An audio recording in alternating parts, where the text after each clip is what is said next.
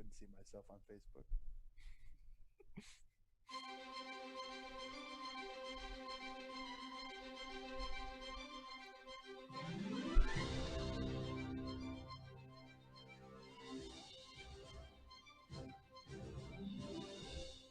Welcome to Matinee Heroes. A little late. Hit the wrong button, and we've been doing a show for the last 20 minutes. We've already finished up, and now we're just going to redo it for you live. Yeah. My name is Craig Price. Welcome to the show. Finally, I want to thank my wife Heather for poking her head in, going, "Hey, are you streaming?" "Well, of course I'm streaming. Get out of here. What do you think? I'm stupid?" Well, I am stupid. So I want to thank my wife for not believing in me and making sure that, because why would you? I was screwing up. So thank you very much, Heather. I appreciate it. This is the show where we take two contestants to duke it out, naming your favorite actors and recasting them in movies that you love. And today we've got two great guests ready to go. But before we do, last week, I want to make sure you know that last week, Valerie Cameron defeated Steve Condrick in an overtime victory. The tiebreaker was what movie would go with Independence Day. Steve went with Air Force One, trying to pluck my Harrison Ford strings in my heart, while Valerie went with a far more practical Mars Attacks. And guess what? Mars Attacks wins, because that's a great duo to go with Independence Day. So no tricks there, because I think Steve was just playing because he knows that I love Harrison Ford. But let's move on to the playoffs, to Game 3. We've even got the playoff music. In for Game 3, we've got Randy, undisclosed redacted last name from the Cult 45 podcast, up against Luke Hunsaker from the Nerddom podcast. And a cabin in the mountain, apparently. Yeah, oh yeah, you're definitely not. You're one of those guys that doesn't wear a mask and likes to shoot things and has a Confederate flag somewhere, isn't it? Nailed it. What? So, I know you're like, what? Who's going on? What? I don't want to play with this guy. He seems Psychological. dangerous. Man. I will say, Randy, you are well branded today.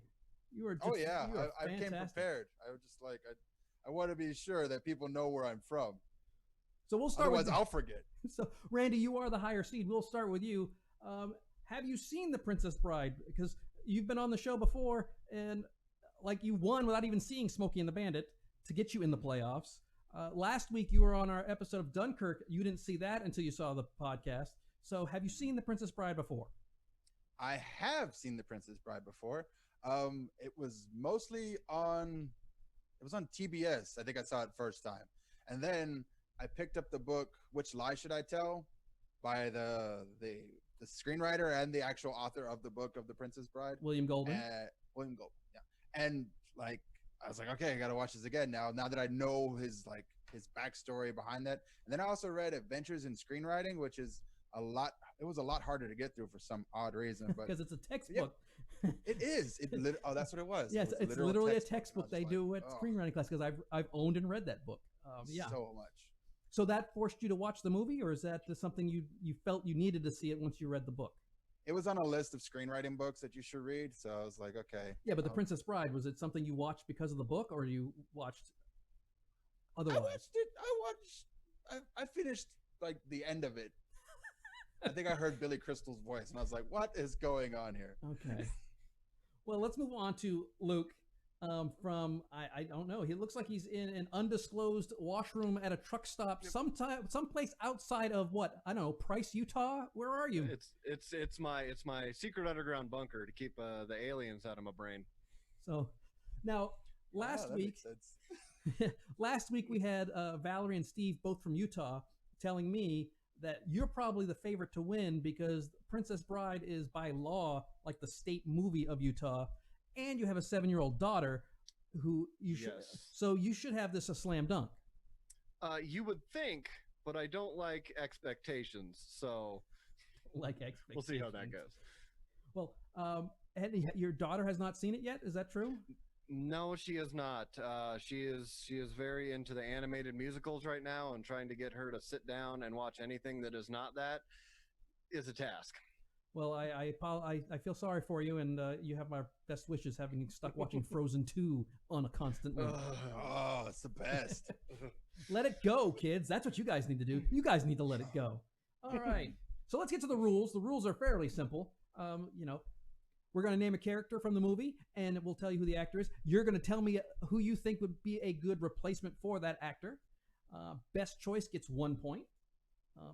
If you get the secret selection that I also have, you get an additional point.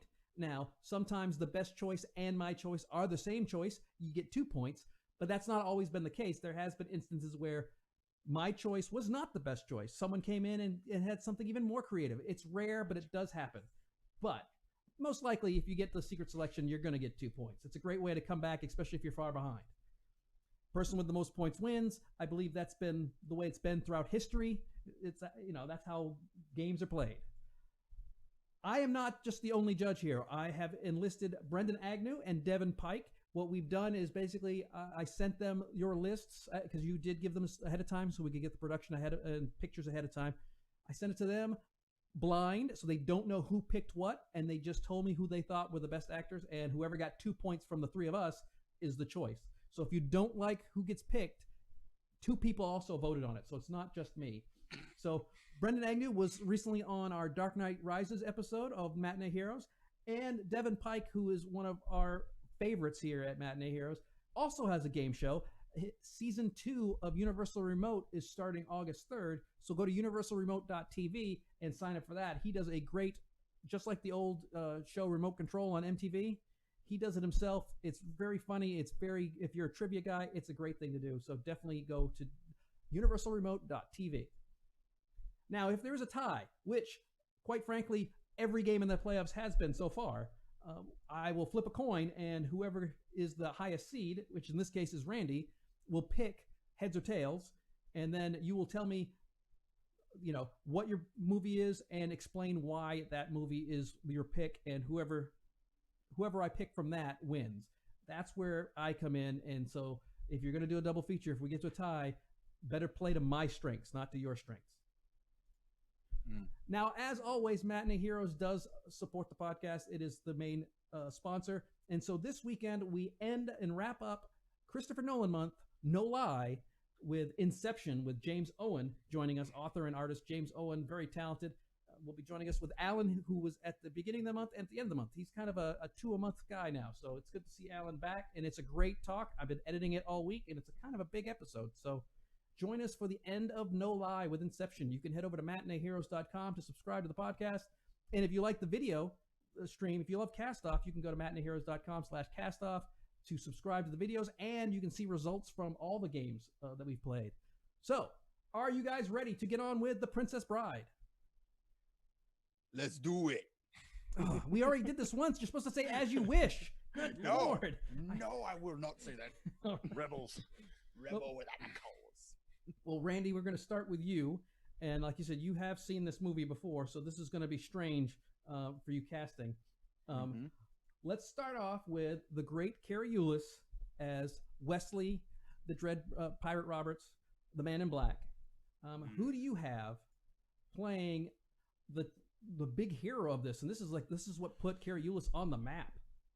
Yeah, I actually was thinking about that because I had never heard of this guy beyond this movie, and then he always plays the bad guy after this movie. Robin Hood, Men in Tights.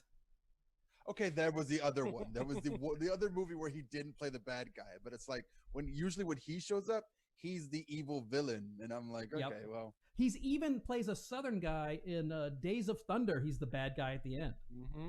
I'm not even I didn't even see that movie. I just know him from Men in Tights, Princess Bride, and Stranger Things. And I was like, okay. So for my guy, I chose someone who I felt has been getting the shaft lately, but who could also be funny, charming, and also a little bit dangerous. And I chose John Boyega. Oh, well, that's very good. Known for being a traitor, and that's because he was the stormtrooper that left.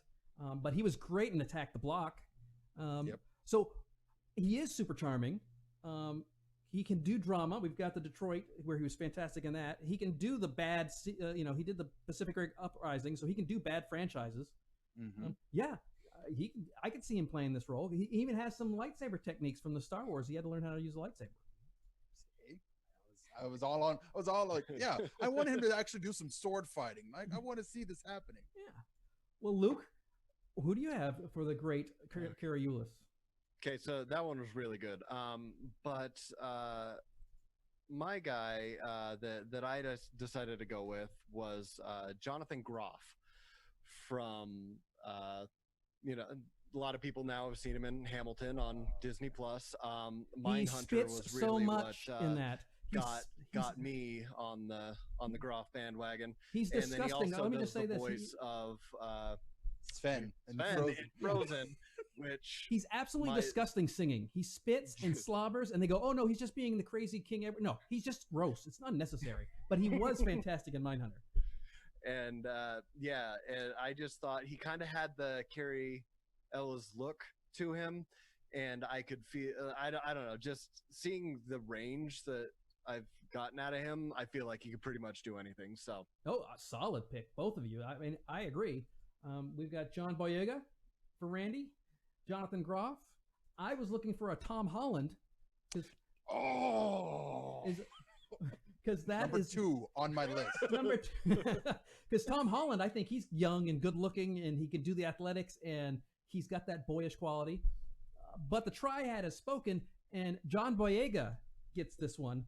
I was overruled, Luke. I think Jonathan Groff was the better choice, but John Boyega, you can't beat John Boyega. Good. He's really good.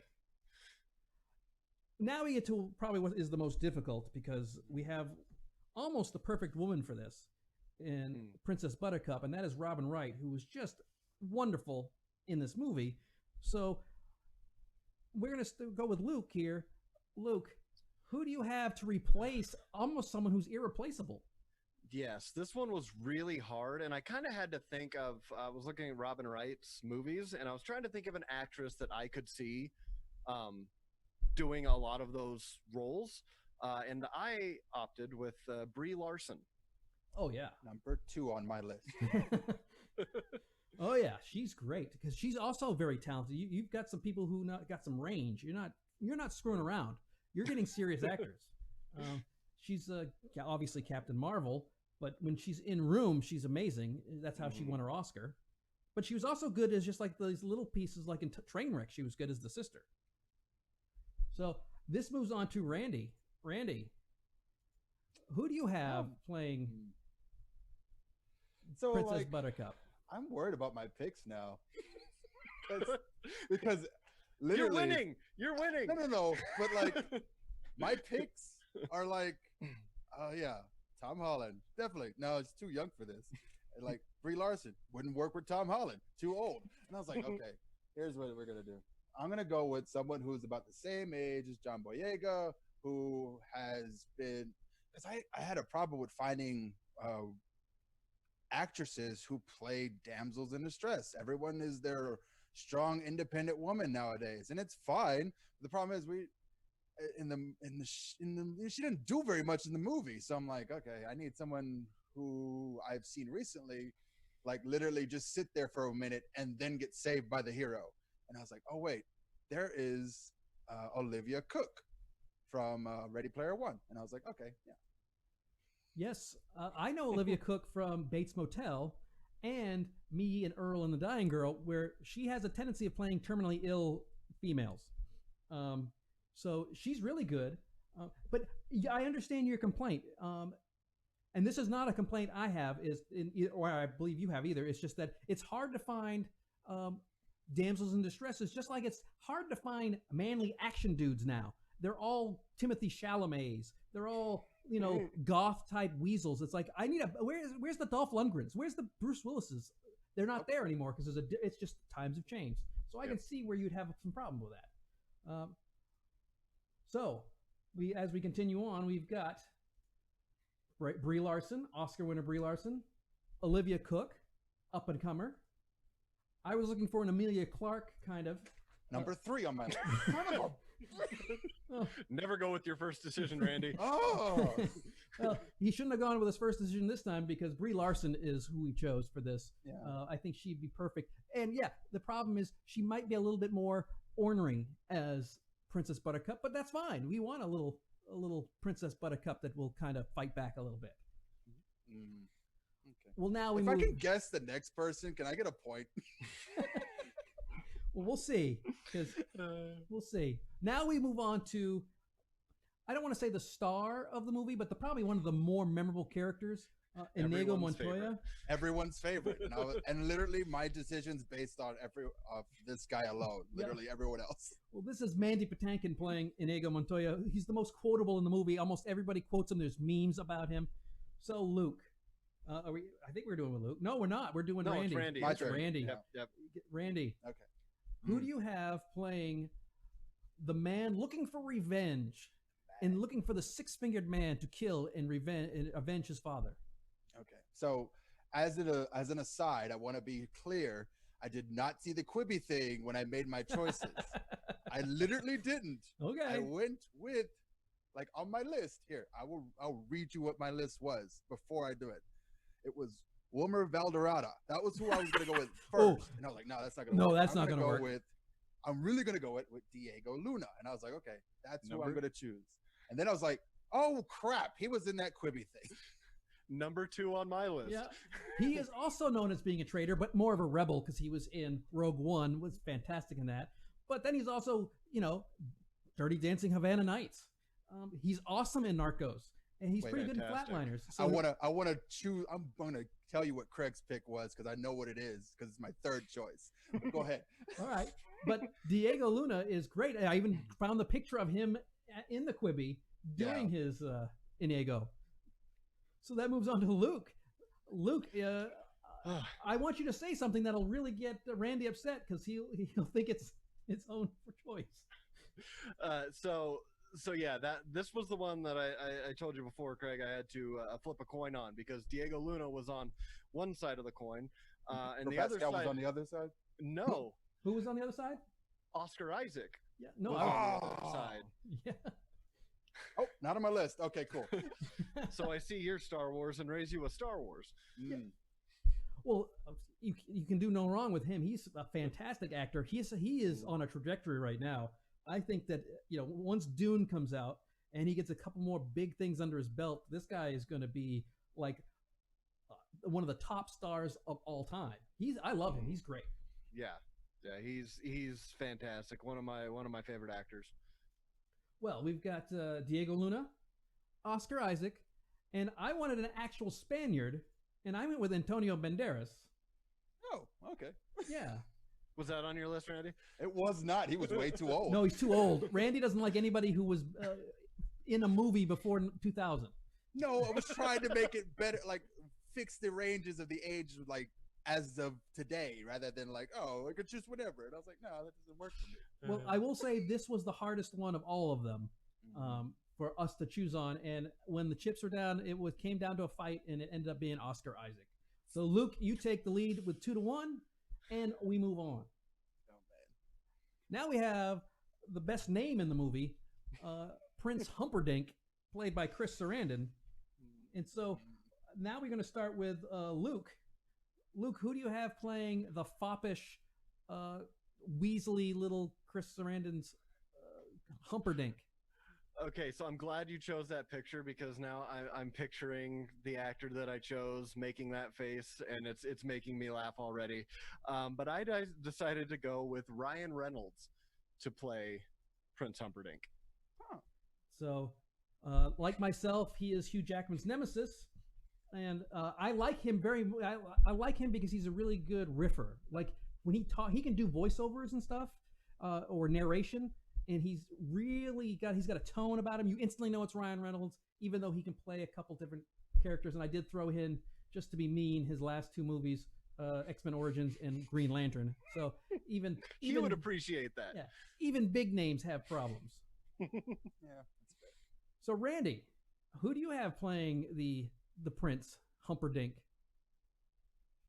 So for this one, I I got confused and I thought he was the six-fingered man off the top of my head. So I was like, I just went with it anyway. So for my pick, I chose David Tennant. Awesome. David Tennant. It's a good one. One of my favorites.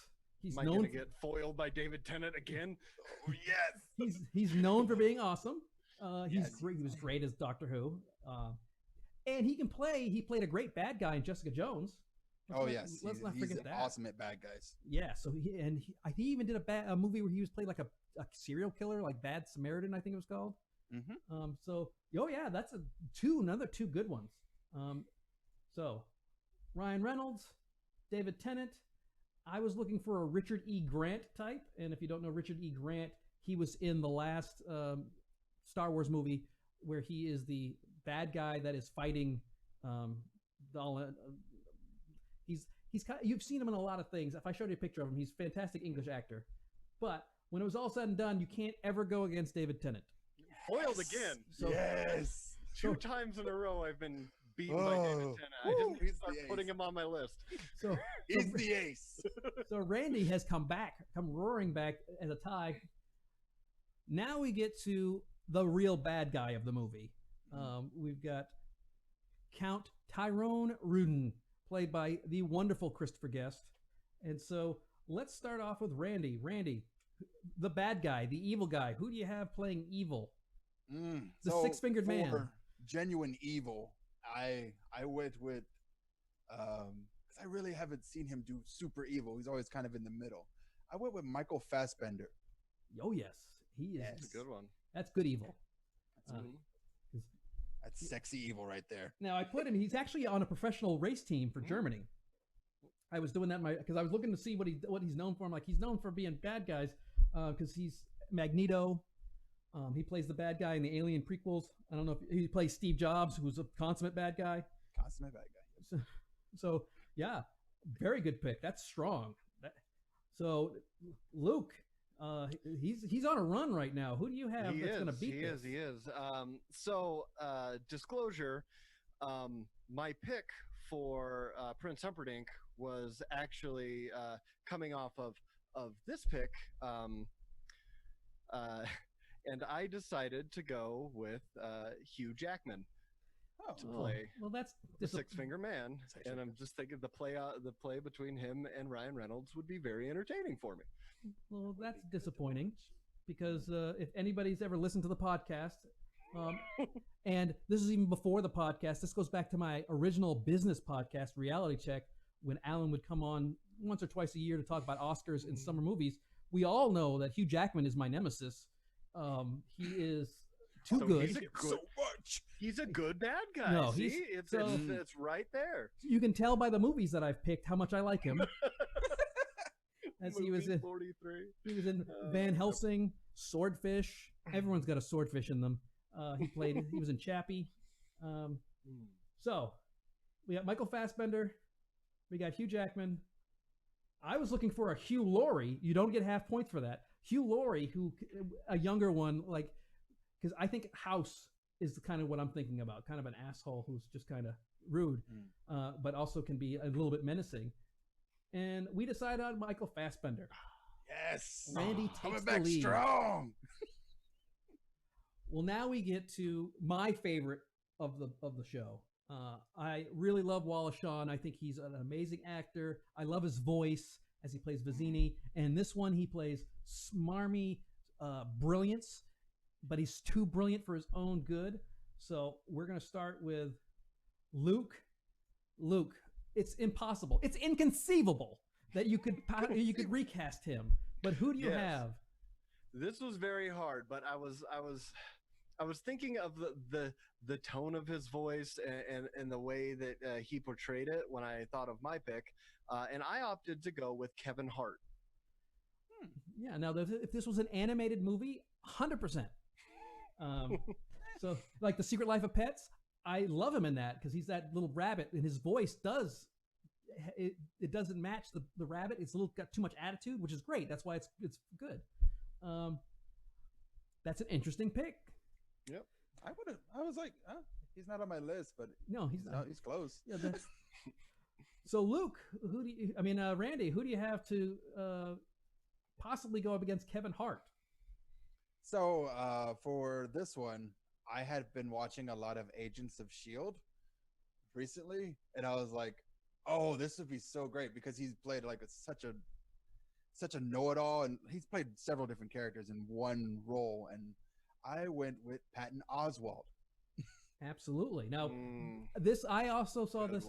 He was also in the Quibi as Vizzini. He was also in the Quibi. So Cheater. He's also known for I stand-up. didn't see that episode. I only saw the trailer. Yeah, he only sees trailers. He doesn't watch things.